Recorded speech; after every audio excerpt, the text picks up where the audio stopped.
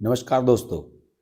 Zohran Mamdani New York के mayor अभी 1 जनवरी को उन्होंने शपथ ग्रहण की और इसको भारत के मीडिया में भी और अंतर्राष्ट्रीय मीडिया ने भी खूब बढ़ा चढ़ा करके छापा। उनका चुनाव का रिजल्ट तो काफ़ी समय बाद आ गया था, लेकिन शपथ ग्रहण समारोह हुआ 1 जनवरी को। अमेरिका का सिस्टम ही यही है।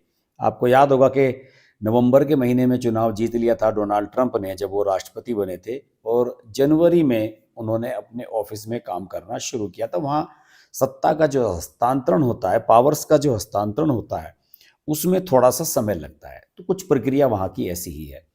जोहरान ममदानी के बारे में आप सब जानते ही हैं कि जाने मानी फिल्मकार मीरा नायर और महमूद ममदानी के बेटे हैं, और अंतर्राष्ट्रीय स्तर पर भी और हमारे भारत में भी जोहरान ममदानी को लेकर जो लेफ्ट लिबरल इकोसिस्टम है देश का, वो बड़ा उत्साहित है कि साहब जोहरान ममदानी के रूप में एक बड़ा प्रोग्रेसिव माइंडेड व्यक्ति जो है वो न्यूयॉर्क सिटी जैसे बड़े प्रोमिनेंट सिटी का मेयर बन गया है। अब न्यूयॉर्क को प्रोमिनेंट इसलिए भी कहा जाता है अमेरिका में, क्योंकि अमेरिका में फाइनेंशियल कैपिटल भी है ये, और एक तरीके से ये मीडिया का हब भी है।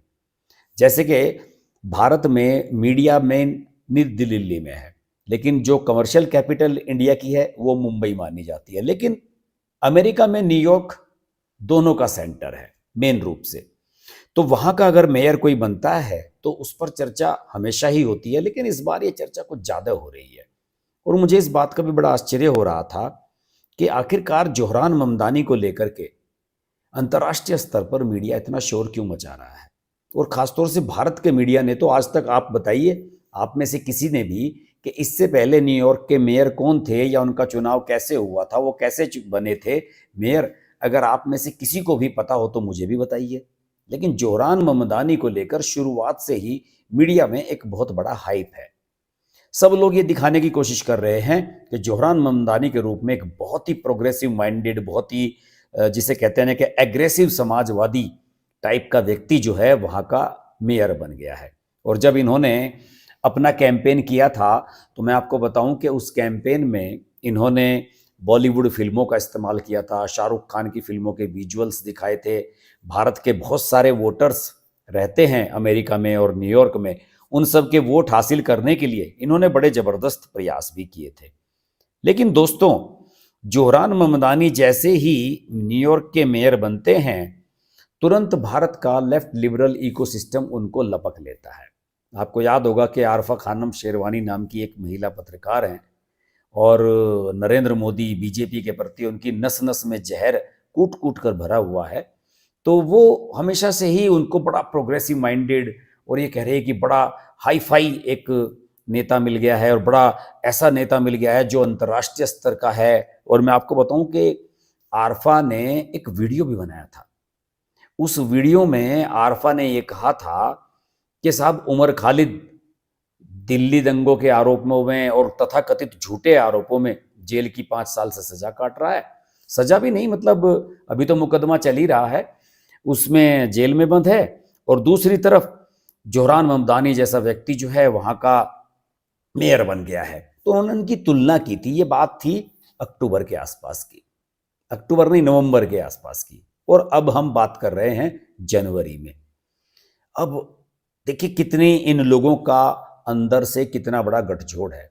उमर खालिद से तुलना करने लगी थी आरफा खानम शेरवानी जोहरान ममदानी की, और अब 1 जनवरी को जैसे ही जोहरान ममदानी ने शपथ ग्रहण की, एक चिट्ठी मीडिया में लीक कर दी गई है।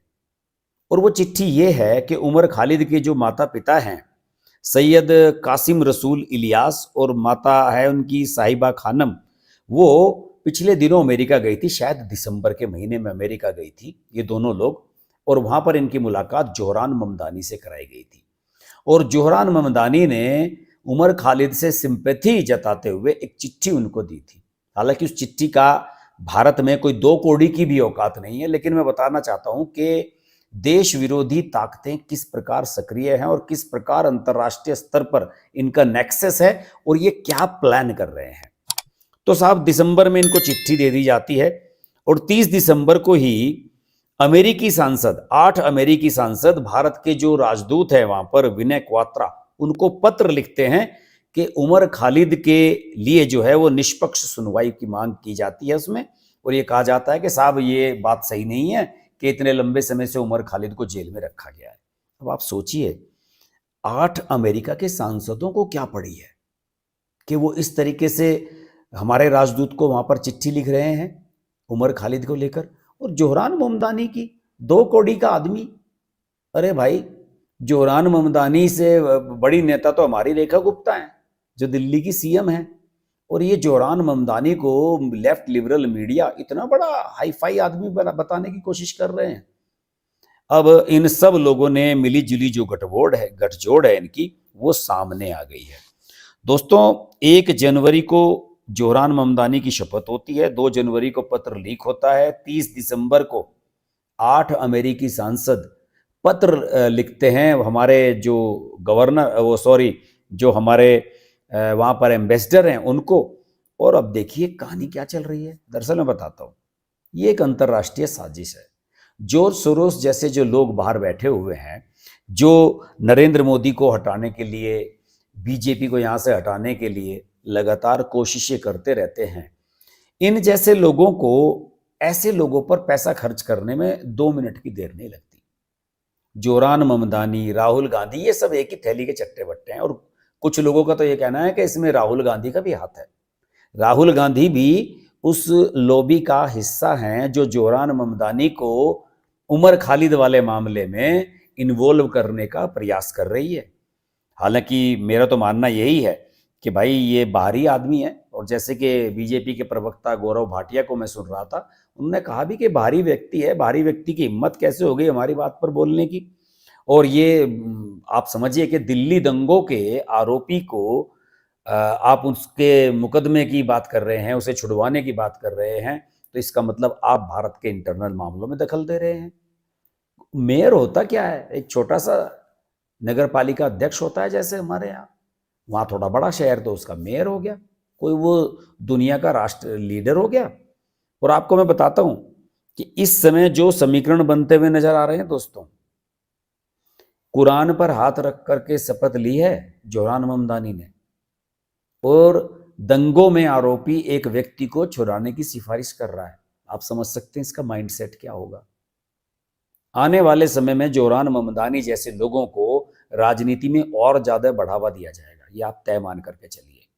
और मूर्ख डोनाल्ड ट्रंप ने भारत और अमेरिका के संबंधों को इतना खराब कर दिया है, इतना खराब कर दिया है कि अब की बार अंतर्राष्ट्रीय स्तर पर भी जो अमेरिका की किरकिरी हुई है टैरिफ को लेकर और बहुत सारी चीजों को लेकर, यूक्रेन और रूस के युद्ध को लेकर, तो मुझे लगता नहीं कि इस बार रिपब्लिकन का कैंडिडेट राष्ट्रपति बन पाएगा। जोहरान ममदानी का मेयर बनना न्यूयॉर्क का, ये साबित करता है कि आने वाले समय में एक बार फिर राष्ट्रपति पद पर आप किसी डेमोक्रेट को बैठा हुआ देख सकते हैं। ये मेरी अपनी गट फीलिंग है। और ये जोहरान ममदानी नंबर 1 का हिंदू फोबिक है, भारत विरोधी है।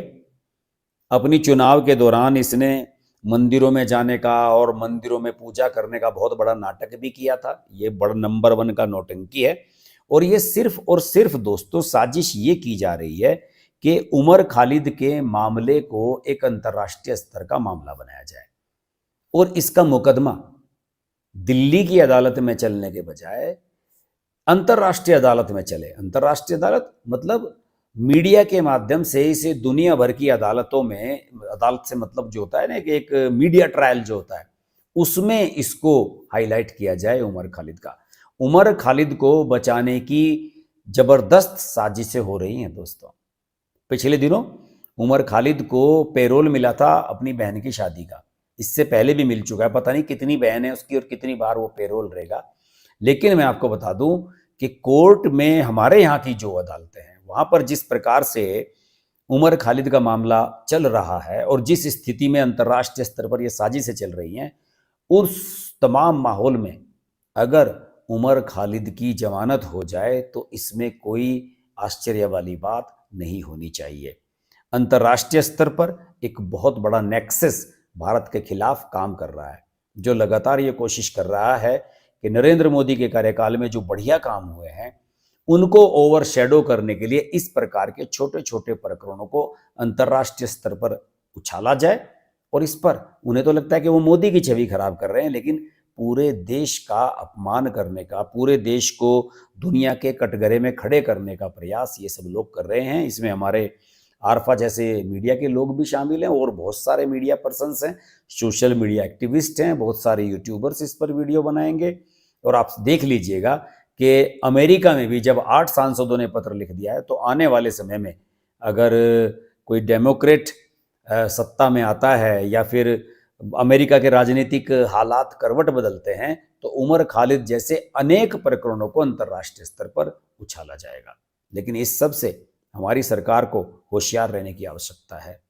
ये बहुत बड़ी साजिश हो रही है, इसका मुंह तोड़ जवाब दिया जाना चाहिए। हालांकि भारत के विदेश मंत्रालय ने इस बारे में स्थिति को स्पष्ट भी किया है कि किसी को भी हमारे इंटरनल मैटर में हस्तक्षेप देने का अधिकार नहीं है। लेकिन आप समझ लीजिए कि अगर इस प्रकार के मामले को इतना बड़ा कर तूल करके दिखाया जा रहा है और हमारा मीडिया भी उसमें कंट्रीब्यूट कर रहा है, तो कहीं ना कहीं समथिंग इज कुकिंग, कहीं ना कहीं कुछ ऐसा पक रहा है जिसकी बदबू आपको बहुत जल्द आने वाली है। मैंने तो अभी से सूंघ ली है। आपका आज का वीडियो मेरा कैसा लगा जरूर बताइए। अगर ये वीडियो अच्छा लगे तो लाइक कीजिए, शेयर कीजिए और इस प्रकार के वीडियो को तो जमकर शेयर कीजिए।